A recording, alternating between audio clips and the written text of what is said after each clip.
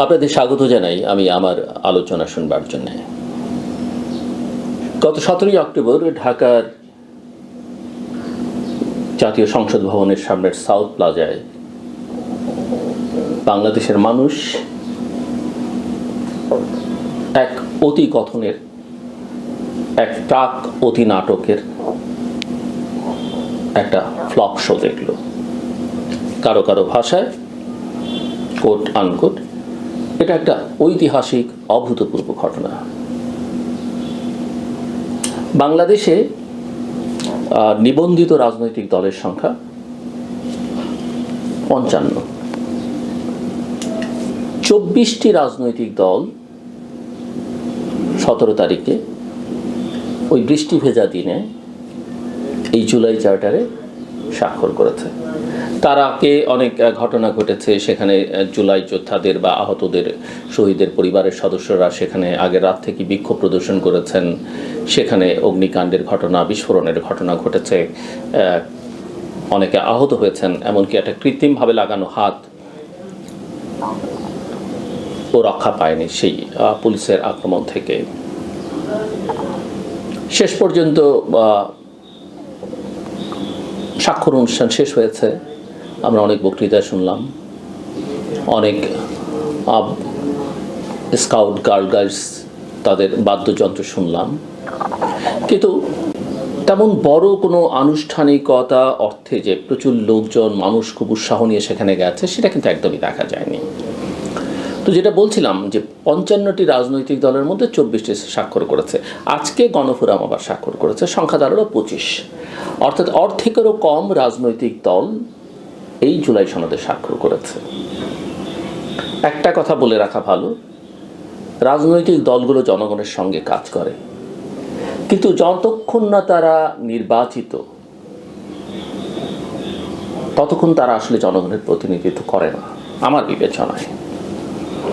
BNP বা আওয়ামী লীগ বা জাতীয় পার্টি বা জামাত বা এনসিপি কেউ বলতে পারবে না যে তারা জনগণকে প্রতিনিধিত্ব করছে। জনগণকে প্রতিনিধিত্ব করবার জন্য জনগণের ম্যান্ডেট দরকার। তো এই 55টি রাজনৈতিক দলের মধ্যে মাত্র 25টি এখন পর্যন্ত স্বাক্ষর করেছে, আর আপনি সেটাকে জাতীয় ঐকমত্য বলছেন।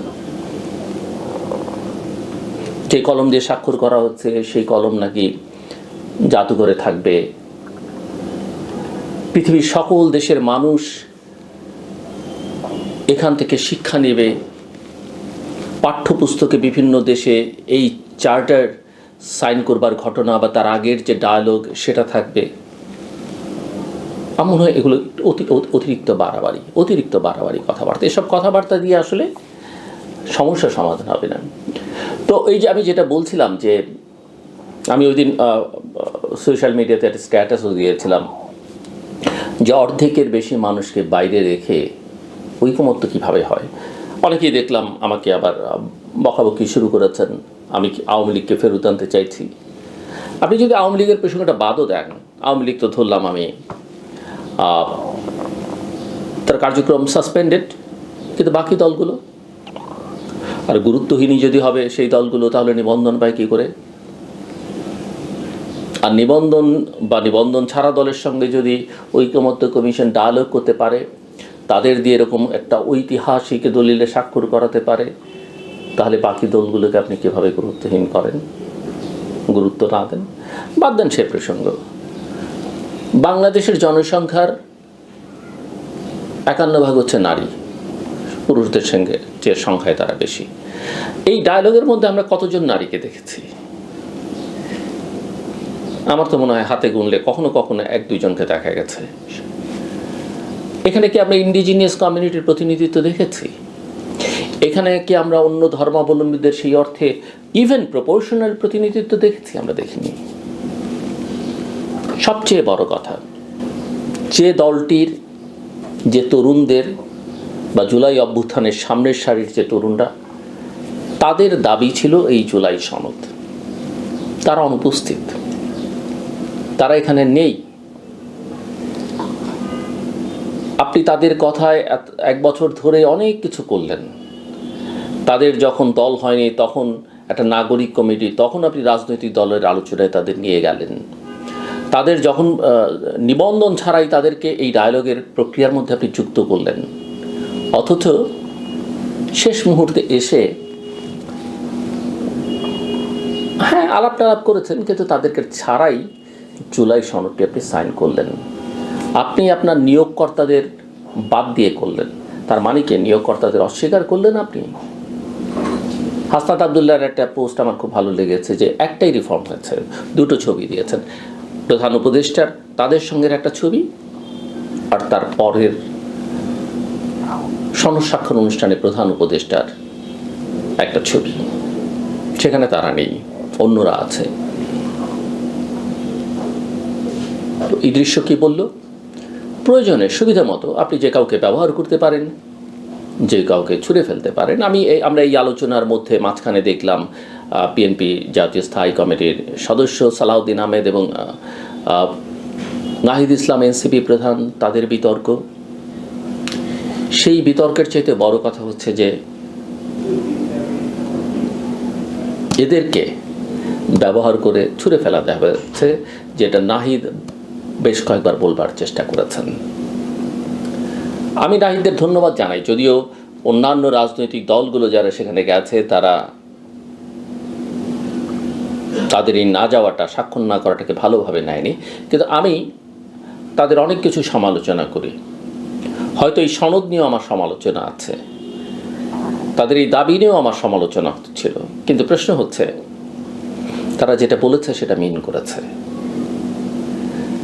তারা অন্তত মুনাফিকি করেনি, তারা অন্তত এটা, ওই যে যারা বলে যে আমরা পিআর ছাড়া সাইন করব না, আমরা জুলাই সনদের আইনি ভিত্তি ছাড়া স্বাক্ষর করব না বলে আবার সেখানে গিয়ে স্বাক্ষর টাক্ষর করেন,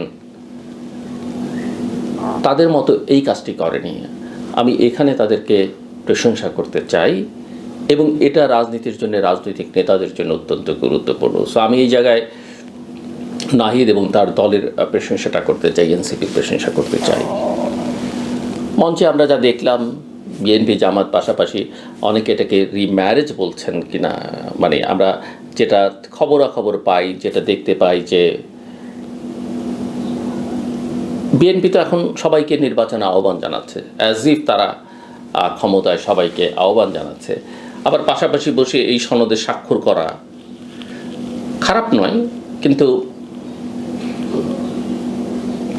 আমরা যেটা শুনি যে জামাত বিএনপির কাছে ঘেঁষতে চাইছে, আবার বিএনপিও এখন ক্ষমতায় যাওয়ার জন্য এতটাই মরিয়া, কাকে কিভাবে সিট দেবে, কাকে কিভাবে দেবে না, সেগুলো নিয়ে তারা খুবই চিন্তিত। অনেকে মনে করেন যে নির্বাচনটা হওয়ার জন্য দরকার হলে একটা বড় সংখ্যক আসন তারা সবাইকে ছেড়েও দিতে পারে, অনেক কিছু হতে পারে। তবে এই যে রিম্যারেজ যেটাকে আমি বলছি এই দুই পক্ষে, সেটা যদি হয়, জামাত হয়তো রাজনৈতিকভাবে সব দিক থেকে লাভবান হবে। বিএনপির খুব লাভ তো আমি দেখি না, বরং এক ধরনের অপমৃত্যু বিএনপির হতে পারে। মধ্যপন্থের রাজনীতির কথা বলা মানে এই নয় আমি সবকুল রক্ষা করে চলব। আওয়ামী লীগ এবং জামাতের একটা বড় মিল আছে, তাদের ডেডিকেশন, কমিটমেন্ট, তারা যা বলে আপনি পছন্দ না করেন, আমি পছন্দ না করি, তারা সেটা পিন করে। আপনি দেখবেন, আপনি যদি আওয়ামী লীগ বা বিএনপির পক্ষে, আওয়ামী লীগ বা জামাতের পক্ষে বিপক্ষে যায়, এরকম সোশ্যাল মিডিয়াতে একটা পোস্ট দিলে আপনি সেটা বুঝবেন। আপনি দেখবেন তাদের পক্ষে গেলে তারা আপনার পক্ষে দাঁড়াবে, তাদের বিপক্ষে গেলে তারা ঝাঁপিয়ে পড়বে। আওয়ামী লীগের ক্ষেত্রে এই ঘটনা দেখবেন, জামাতের ক্ষেত্রে আপনি এই ঘটনা দেখবেন, বিএনপির ক্ষেত্রে এটা দেখবেন। আপনি বিএনপির পক্ষে বলেন, যদি আপনি বিএনপি না করেন, তারা যদি না মনে করে, কিচ্ছু যায় আসে না। আপনাকে যদি আরও 100 জন, 1000 জন, 1 লক্ষ জন আক্রমণ করে, তারা আপনার পক্ষে দাঁড়াবে না। আপনি যদি বিপক্ষে বলেন বিএনপির, সেখানেও তাদের তেমন কোনো প্রতিক্রিয়া আপনি দেখতে পাবেন না। এটা যেমন কেমন যেন একটা চিত্র আমরা বিএনপির ক্ষেত্রে দেখতে পাই। এটা কি তাদের ট্রমা না কি, আমি সেটা বুঝি না। আসলে যে সিট ভাগাভাগির কথাটা বলছিলাম, আমি আগেই বলেছি বহুবার, যে এই ছোটো ছোটো দলগুলোকে সিট দিয়ে লাভ নেই, বরং তাদের ইলেকশন ফান্ডে অর্থায়ন করাটা বেটার। আর ছোটো দলগুলোর জন্য আমার একটা পরামর্শ আছে, যদি অন্যের প্রতীক নিয়েই নির্বাচন করতে হয় বড় দলগুলোর, তাহলে আমার মনে হয় ওই বড় দলগুলোতে দলবল নিয়ে ঢুকে পড়া ভালো। হ্যাঁ, তারপরও বিএনপির বা বড় দলের অন্য বড় দলের একটা সমস্যা হবে যে তার তো দীর্ঘদিন করা ওখানে রাজনীতি করা একটা নেতা আছে বা মনোনয়ন প্রত্যাশী নেতা আছেন। আমার মনে হয় দলের মধ্যে ঢুকলে সেটা না হয় জোর টোর করে ম্যানেজ করা ভালো বা ম্যানেজ করা সম্ভব। এই দলের বাইরে গিয়ে অন্য প্রতীক নিয়ে অন্য আদর্শের কথা বলে আবার ওই দলের প্রতীক ছাড়া আপনি নির্বাচনে দাঁড়াবারই সাহস করবেন না, আমার মনে হয় এটা একটু বেশি বেশি চাওয়া। বাংলাদেশের রাজনীতিতে কিছু ক্ল্যারিটি তৈরি করা দরকার, কিছু স্বচ্ছতা পরিচ্ছন্নতা এখন বাংলাদেশের রাজনীতির জন্য খুব জরুরি হয়ে পড়েছে। সো এখন সামনে আসলে আমরা কি দেখতে পাই? প্রধান উপদেষ্টা বলেছেন অবাক করা কথা, তিনি বলছেন যে এতদিন আমরা এই ঐতিহাসিক দলিল তৈরি করলাম সবাই মিলে, সারা পৃথিবী তাকিয়ে আছে, তাকিয়ে থাকবে, স্মরণ করবে, আসুন আমরা নির্বাচনের জন্য আবার ডায়ালগ শুরু করি, আমরা আপনারা করি, পুলিশ টুলিশ দরকার নেই, এরকম একটা ভাব। পুলিশের কথা তিনি উচ্চারণ করেছেন, হয়তো সেনাবাহিনী বা অন্যদের কথা বলেননি, কিন্তু নির্বাচন করতে কেন পুলিশ লাগবে শুনতে ভালো লাগতে পারে, এক ধরনের ইউটোপিয়ান ধারণা, বা আপনি ওই করিডোরে বসে বা উঠানে বসে কোনো একটা এনজিওর হয়ে এই কথা বলতে পারেন। এই স্বপ্ন একটা রাষ্ট্র ব্যবস্থার মধ্যে এবং বাংলাদেশের রাজনৈতিক বাস্তবতা, এই আলোচনা একেবারেই আমি বলবো একেবারে শিশুতোষ আলোচনা। পুলিশ টুলিশ বাদ দেন, আমরা আসেন সবাই মিলে আমরা নির্বাচন করে ফেলবো, একটা উৎসব মুখর নির্বাচন করে ফেলবো। নির্বাচনটা শুধু উৎসবই নয়, নির্বাচনটা একটা সিরিয়াস ইস্যু, অত্যন্ত সিরিয়াস ইস্যু। প্রধান নির্বাচন কমিশনার বলেছেন ডিসেম্বরের প্রথম সপ্তাহে সার্কুলার দেবেন, তফসিল ঘোষণা করবেন। আরেকজন নির্বাচন কমিশনার বলেছেন ফেব্রুয়ারিতে নির্বাচন না হওয়ার কিছু দেখি না, করতে পারলে ভালো, তবে একটাই কথা, নির্বাচনটা যেন ভালো হয়, সেই লক্ষণ কিন্তু খুব একটা স্পষ্ট নয়। ইতিমধ্যেই নানান কিছু নিয়ে মানুষের মধ্যে প্রশ্ন উঠতে শুরু করেছে, সরকার থেকে আশ্বস্ত করা হচ্ছে আজকে ইপিজেডে আগুন, কালকে রাসায়নিক কারখানা আগুন, পরশুদিন বিমানবন্দরে আগুন, এটা কি নাশকতা কিনা মানুষের মধ্যে উদ্বেগ আছে। সরকার বলছে থাকলে কঠোর ব্যবস্থা নেবে। এটাও আসুন আমরা আলোচনা করে ঠিক করে ফেলি, এগুলো সমস্যা না, এই পুলিশ টুলিশ এগুলো লাগবে না, তদন্ত লাগবে না। আরেকটা বড় প্রশ্ন, বারবার এই প্রশ্ন ঘুরে ফিরে আসবে, যে আন্তর্জাতিক অপরাধ ট্রাইব্যুনালে যে বিচার হচ্ছে, সেই বিচারের স্বচ্ছতার প্রশ্নটি, সেই বিচারিক প্রক্রিয়ায় কারা আছে, সেই বিচারিক প্রক্রিয়ায় যাদেরকে অপরাধী হিসেবে যুক্ত করা হচ্ছে তাদের প্রতি ন্যায় বিচার হচ্ছে কিনা, ন্যায় বিচার